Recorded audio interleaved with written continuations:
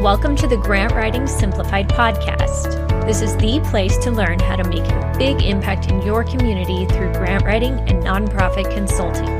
The world needs you to step forward as a grant writer and use your skills to lead with confidence. I'm Teresa Huff, former special ed teacher turned grant writer and nonprofit strategist. In my 20 years of freelancing, I've helped nonprofits triple their funding and exponentially increase their reach.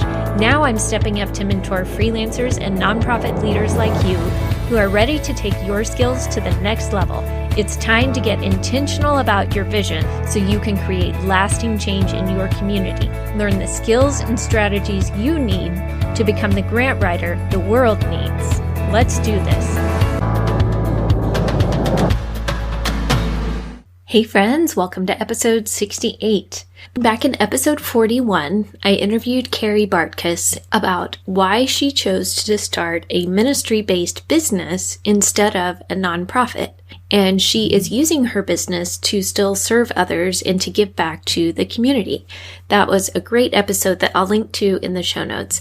But I wanted to mention her specifically this week because she is doing a fundraiser for Thanksgiving. So instead of discounting and having a Black Friday sale, she is doing more of a Black Friday give back, where a portion of the proceeds around Black Friday and through the end of November will go towards a local nonprofit in her community.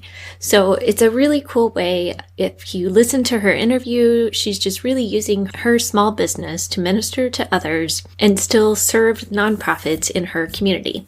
Go check that out at lovedoesthat.org and support a small business and a nonprofit at the same time. Now, since we're heading into holiday season with Thanksgiving and Christmas coming up and New Year's and all the season ahead that's always kind of busy, I also wanted to talk about the seasonality of grants and how grant deadlines tend to fluctuate based on certain times of the year, and just to kind of explain some things around that. If you're not really familiar with the grant scene, then you may not be aware of this. I know I sure wasn't at first, but the more I got into it, the more I realized, wow, there really is a whole different season around grants. I suspect that part of the reason for this has to do with the funding cycles, especially if you're talking federal grants at the government level. It probably has to do with their fiscal year, their funding, and when funding becomes available, and a lot of outside factors with that. Federal grants tend to come up more in the spring, and by spring I mean maybe they'll open up in like January or February and they'll be due sometime usually between March and May. So the spring grant season is usually pretty hectic, definitely at the federal level, but also there are a lot of smaller foundations and local foundations, state programs that are also due in the spring. And then during the summer, things tend to slow down. I have written a local foundation grant or two here and there that always come due in the summer. And then sometimes in the fall, it picks back up again a little bit. I used to write a state application for a client, and they always had a round in the spring and the fall. So you chose one or the other. And if you didn't win one, you could apply for the other. If you won, say in the spring round, then you weren't eligible for another round because you still had that open project going on. Usually things kind of slow down again, but the biggest time of year is that first part of the year into the spring. And so grant writers tend to be pretty busy that time of year with just cranking out the applications, working with clients. And then there are the slower seasons. So because of that, if you're charging by project or hourly or whatever, then your workload can fluctuate quite a bit depending on what time of year it is. And this can result in a feast or famine type of income and workload and just the commitments that you are able to take on because of that, unless you have maybe a team under you that you can outsource some things to. But this feast or famine cycle can be good for some and bad for some. That may be exactly what you want, or it may just be kind of awful. The reason I thought about this was recently, someone came to me and said that they were asked to find a grant for a local organization and they were struggling to find anything right now. There were some that the deadline had already passed or it would be coming up again next year, but there was nothing out there right now. And I said that may be kind of typical because sometimes late fall can tend to be a slower time of year.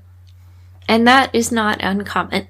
However, there may be some foundations that have quarterly deadlines or twice a year, some even monthly, but that's not very often. And usually if you've been awarded one, then they may have a restriction of you can't apply until another year or maybe 3 years or whatever their rule is about that they want to be able to cycle others through if you've been awarded. So with this feast or famine cycle, it's important to think about how do you want to design your ideal workload, whether you are a grant writer for a nonprofit or if you're a consultant trying to build up your freelance business. What do you want that to look like and what's ideal for you? For me, when my kids were really young and I was trying to work from home and juggle being mom and writing grants and keeping all this going, the project basis worked great because if I had a really big grant due, I could trade babysitting hours with a friend and I could really focus and crank some things out. But then I would have a break and kind of have a breather and be able to get back to family life for a while until the next project came up. So in that season, for me, it was ideal. I've also had a couple of people in the Fast Track to Grant Writer program who are getting close to retirement. Maybe they have grandkids that they want to be able to visit. So they don't want to be committed to a 40-hour work week. They don't want that consistent of a workload, and they're okay with having that income fluctuate as well. So we've talked about ways they can design their freelancing business to have that project basis as opposed to the consistent income. Now, there may be other seasons in your life where you really need the income. Maybe you're the breadwinner, or maybe you just are responsible for certain bills that you need that steady paycheck coming in. So then there are ways that you can design those services. And that's what we really dig into in the Fast Track to Grant Writer is other ways that you can figure out how to level up your income so that you can make bigger money for yourself and the nonprofit and that bigger impact that you're wanting to do. And that may look like just grant writing, or that may be other services that you can offer as well that are very complementary to that. Either way, though, this is a great time of year to be learning and planning. Just because grants might be a little slower right now doesn't mean you can't be doing anything. This is a good time to be learning about the process, to be starting planning and talking to nonprofits and figuring out what types of services you can offer. And we talk a lot about that in the Fast Track program because the students in there, they all come in with these crazy good skill sets and these things that they have to offer their communities, and they just don't realize it. They don't realize how that applies to nonprofit work. So that's what we really dig into of how you can design that around the way you want this to look. But it's important to know, like going into the busy season of grants, that springtime is going to be busy. So it's important to allow time for that season and work ahead as much as possible, get some things in order and have a plan mapped out for those grants and start reviewing the applications so that you can be more prepared and you're not just trying to slap some applications together left and right and they get haphazard, you get your wires crossed, you put the wrong foundation name on the wrong grant, it turns into a mess. You do not want to get in that kind of situation. So it's important to allow time for that so that you can plan ahead, stay organized, have your systems in place. And this is, like I said, a good time of year to be laying some of those foundational pieces. And then that way, you also need to plan extra buffer time when you're applying for the grants because things will always take longer than you expect. Just like in life, when you're trying to do something, it almost always takes longer than what you think it will. And so you need to make sure that you are looking at all those pieces, all the requirements, and staying on top of those to allow plenty of time to get those completed in time so that you aren't scrambling at the last minute. I don't want you setting up a grant writing business for yourself that is going to stress you out and make you miserable and be something that you hate.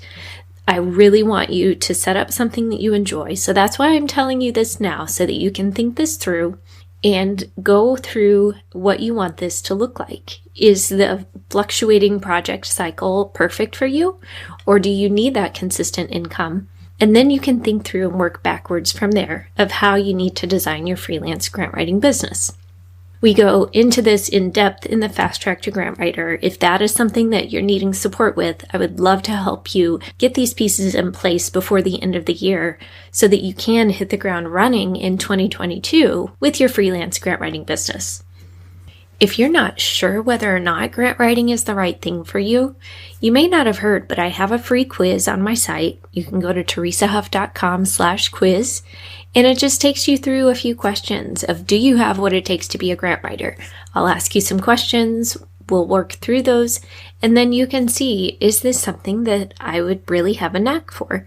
And you might surprise yourself with the skills you already have that you don't realize. So go take that quiz, teresahuff.com/quiz, and let me know your results. I'd love to hear from you. Thank you all for listening, and I hope you have a wonderful Thanksgiving and enjoy some time with your friends and family this week. If you're one of our friends in other countries, then thank you for being a part of this and for being a part of our community. All right, have a great week and go change your world.